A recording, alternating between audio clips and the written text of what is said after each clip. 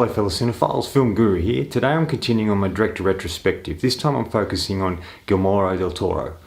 And we're looking at his first film today, Cronos. This came out in 1992. And this was his feature debut. It was his first film he made after making a few shorts. It stars Federico Lupi and Ron Perlman. And this was the first collaboration between Ron Perlman and Guillermo Del Toro. For those who haven't seen it, this film really looks at art dealer Jesus Gris, who with his 8-year-old granddaughter Aurora discover an ancient artifact that once belonged to a 19th century alchemist. Unbeknownst to Gris, the device, which resembles an ornament mechanical beetle, houses an immortal parasite that will grant eternal life to its hosts. The cost, an extreme aversion to daylight and an agonizing thirst for human blood. This was a film that really introduced the world to Del Toro as a filmmaker. And this is quite an interesting film. It's really a modern take on a vampire story, but it's done in the Del Toro sort of way. So it's not the conventional vampire story, which I really liked. It was doing something different, trying to tell a different story. And it had a lot of flares that he would later use in his career. And I really loved the design of the Cronos itself, this little metal thing shaped sort of like a heart, but as it's put into a person's hand, it grows legs and it sort of has this spike that comes in and jabs into him. And that's sort of how this thing ultimately grants eternal life.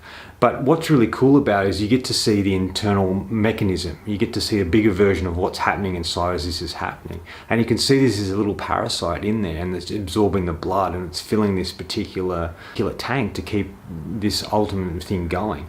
Ultimately, this is how this bonds to this particular host.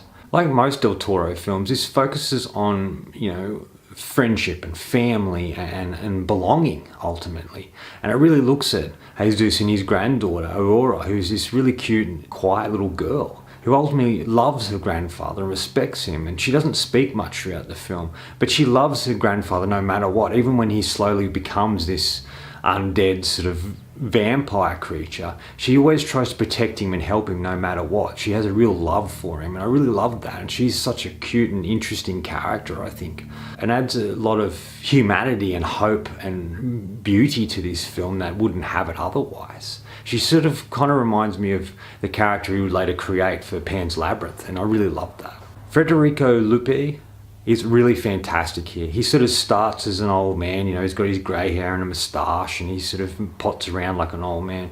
But ultimately when he accidentally puts this thing in his hands, Cronos in his hand, and it starts to affect him and change him, he slowly shaves off his moustache and he begins to look younger, which I really loved.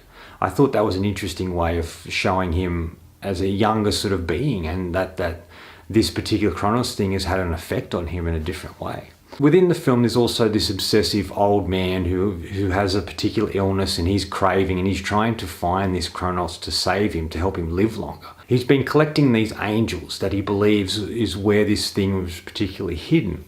And he has a whole heap of them in this particular place he lives that's always, he's got air going through it and he's sort of wearing gloves and masks and he's covered in things so he can protect his, ultimately his dying and fragile body. And this is where we meet Ron Perlman's character, who's ultimately his nephew, and he really is sick of doing things for his uncle and thinks he's just a crazy old man. But he continues to try and help him, and ultimately tries to find this Cronos thing for him, which he doesn't believe it exists. But he doesn't even really know what this Cronos thing is meant to do. And so it's just this blind faith trying to do, helping his uncle. Perlman has a really interesting role in this particular film. Not only does he play this sort of heavy and sort of plays the antagonist of the film, he has this particular thing where he has his collection of pictures of different noses that he wants to get his nose done, and he asks people which one he thinks is the best. I thought this was kind of an interesting little character thing that Del Toro came up with, and it made this character a little more interesting in different ways. It really is the Ron Perlman we all know, and it's interesting to see the collaboration between these two. Del Toro, his first film, and Ron Perlman, he'd been around for quite a number of years, and this was sort of one of his early roles, and I really liked that. And the bond is formed, and they went on to do 5 films together, and hopefully more, and I really loved that. They have a great working chemistry and working relationship and collaboration in the movies that they're involved in. I really liked that Del Toro decided to take the vampire genre and do something different with it. This is a very slow moving film. It reminds me a lot of early Universal monster films such as Dracula and Frankenstein. It has that sort of gothic feel, that feel he would later use in Crimson Peak. But it sort of tells this simple story, and it's really about the relationship between this grandfather and his granddaughter, and what transpires between him, and what transpires for him, and how he's affected by things. And it sort of took the horror vampire story and did something a little different with it. There's this great sequence at the start of the film that's voiced over in English, and it really looks at this alchemist, and he's trying to find and design something that will help him live forever, the search for the fountain of youth, ultimately, something to make him live longer. And he ends up designing this thing called Cronos, and it helps him live longer. And it sort of starts with that, and we learn that, and then it skips from the 16th century all the way to 1937. And ultimately, after this accident has happened, they find this man who's ultimately the alchemist, and he looks blue and distraught, and ultimately his heart is pierced, and he dies. And then the Cronos disappears, and no one knows where it is. And it isn't revealed again, or isn't seen again until later, until Jesus gets it in the particular angel statue that he finds in his antique shop. It has this really interesting way of being very subtle about things. Like, his thirst for blood is very simple. He opens a fridge and there's a bit of bloody meat in there. He ultimately drinks someone's blood whose nose is bleeding off the ground, which is quite revolting, gross, but it's sort of realistic, I guess, for what he's going for. Okay, this review is going to have a bit of spoil. So ultimately, Jesus dies and is resurrected. But when he first dies, you've got the undertaker doing some work on him, and then ultimately puts him in this wooden coffin to burn him, to cremate him. So he puts him in there. He can't get the gas to work, so he goes and comes back. And when he comes back, he starts the machine, but doesn't realize until a bit later that the top of the coffin is open. He doesn't look inside, he just shuts it and pushes it in.